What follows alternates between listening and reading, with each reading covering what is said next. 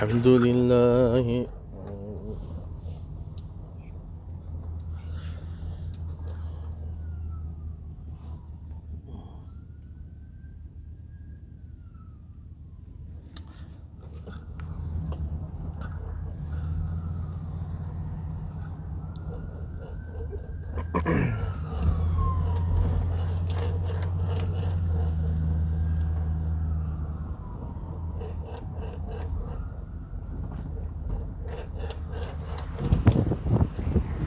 السلام عليكم ورحمة الله وبركاته. مي أبولينكي يخن إسلاما يو دقي فمي تكتكنا بالريسا. بارك الله فيكم. يو دقي فمي تكتكنا بالريسا دقي فما يو دقي فمي تكتكنا بالريسا. يا ربنا سخدنا قمتشو بي الأماني رحمة باخي سلاني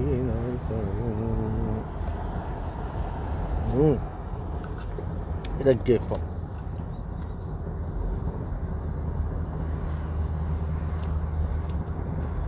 هاي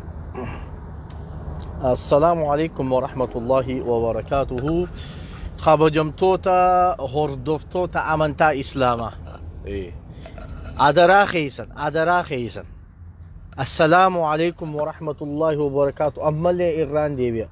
خبجمتوتا أبوليون هردفتوتا أمنتا إسلاما خان أكيدان ولدت نهيتو خان أمنتين ولدت نهيتو خان لا إله إلا الله محمد رسول الله ولدت نفدو خان كبلان كينيا تكا نبيين كينيا تكا ربين خينيا توكو جيزي دبنو نوتي خانتي دبتشا جرا. إيه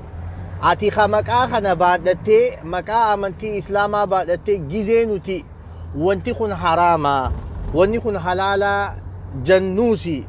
خمكا خنا بعدتي نو أرب ستوسي نوتي هماتي ميتي أمو ربي سر اللاليني تانا دوباقرتي دعائي سيقون تانا دعائي سيقون وجيني ani gaafin qaba sagizee waan irreechaa kana haraama irreecha dhaqu amantiin teenya nu dhorkiti irreecha dhaqu shari'aa teenyaatu nu dhorka irreecha dhaqu rabbiin irraa nu gaafata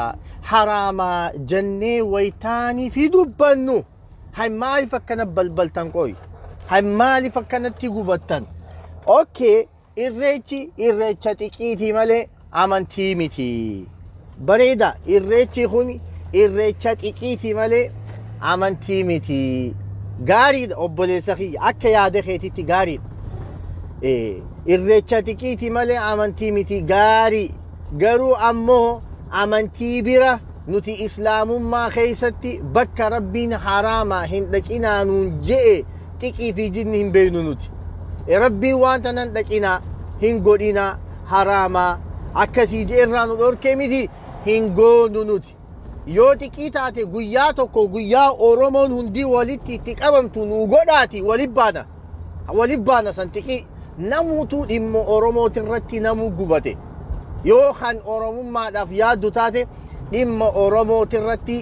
namuuti gubate namuuti dhukkubsate namuuti ciisa dhabe dhimma Oromootirratti yoo sidaran dhukkubsanne malee sidaran ciisa dhabne malee sidaran yoo hadoonne malee waanurrallee hin hadooddu duba dhugaan sitti hima sigalee yoo dubbii xiqqii taate guyyaa xiqqii tokko ifa nuu baasaa imma guyyuma irreechaa kana Oromoon tokkummaa sii garsiisii nuun sobiinaa warri siyaasaatis warreen tanaa dibbee to'atu feetu xiinxalaa ta'e feetu jinnii ta'e nuun sobiin Oromoon amantaa adda addaa qabdi sabaan takka taanu amantaan Oromoodha amantiin tiyya Islaamaan saba kiyya darawwaan amantiin tiyya naan jettu jalaan deemaan Oromoon Islaama qabdi Oromoon Kiristiyaana qabdi Oromoon waaqeffataa qabdi warri waaqeffataa irreechi keenya amantii keenya ja'andu ati tanaan wanni dirqitti Oromummaadhaan achi nageessuuf maal yoo akkas taate anis akka nama Islaamaatitti guyyaan kabajuun qabaani akka nama Islaamaatitti guyyaan kabajuun qabu guyyaa inaan kabaju sanii guyyaa Iida alfitriitii fi Iidul Adhaa duba Guyyaasan Oromoon inumaatu hedduminaan Islaamaa yoo kana kan barbaaddu taate. Oromoon hedduminaan Islaamaa kootu guyyaasan guyyaa xiqiitiin hojii dhaabbadhure bakka si galee akkuma ati kan Oromoo taatee waaqeffataa taatee jirtu ati kan Oromoo taatee ammoo amantiin kiristaana taatee jirtu amantiin tee sirna amantii tiyyaa na wajji kabaju si dhoorkitutti amantiin tee sirna amantii tiyyaa ana wajjin hordofuu si dura dhaabbattutti anis amantiin tiyya sirna amantii teetii hordofuu na dhoorkiti sirna amantii teetii hordofuu na dhoorkiti amantii tiyyaatu naaf hin hayyamne si galee kanaafuu abba irreecha bakka fetanii kabajaa nuti amantii teessaniin xuyne nuti amantii teessaniin arrabsine warri amantaa waaqeffataa qabdu bakka fete feetu finfinnees feetu hora harsadeetis bakka fete kabaji akka islaamaatitti hin dheynu takka qabi lammaffaa nama islaamaa kabakka san dhaqu yaadachiisuu mirga qabna mirga guutuu qabna dubbachuu nam tokkollee sodaan kana dubbachuu keessatti if boodalleen deebinu mumkin kana dubbachuu keessatti ati yoo feete ganama Oromoo na goote saabooda Amaara na goote yoo feete narraa mulqita Oromummaa siimii kanaa kanne Oromummaa rabbiin ganamumaanu Oromoo godhee na uume kana akkanatti hubattuun barbaada yaa baaba yaa tayyib yaa habiib yaa faahim nama waa fahamu kana akkasitti akka